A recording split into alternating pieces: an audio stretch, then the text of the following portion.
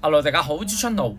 港珠澳大橋路面琴晚有金屬組件脫落喎，即係啲橋嘅駁口嗰度啊甩咗一嚿出嚟，搞到至少有7架私家車啦無啦啦多達啦爆胎，2個人不適送院嘅。從網上流傳嘅照片可以睇到路面新縮縫，即係駁口嗰啲咧金屬組件脫落，搞到路面多咗個窿喺度啦。嗰件組件仲留喺路面，懷疑有車輛高速駛過嘅時候導致爆胎啦。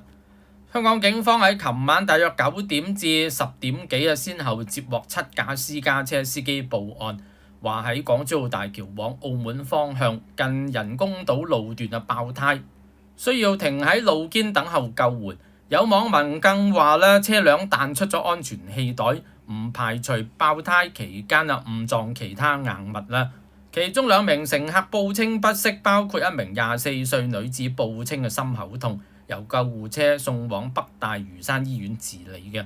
香港路政署琴晚回覆傳媒查詢嘅時候話，港珠澳大橋香港段往珠海澳門方向近散石灣掉頭處路面新縮縫損毀。經初步檢查發現新縮縫有金屬部件脫落，部分位置變形，即時安排承建商到現場處理嘅。承建商即時維修並檢查路段其他新縮縫事件成因正在調查緊。無啦啦點解甩咗個舊金屬組件呢？睇到個窿都等經過嘅司機牙煙。大佬喺港珠澳大橋上通常個車速好高噶嘛，時速100公里閒閒地嘅。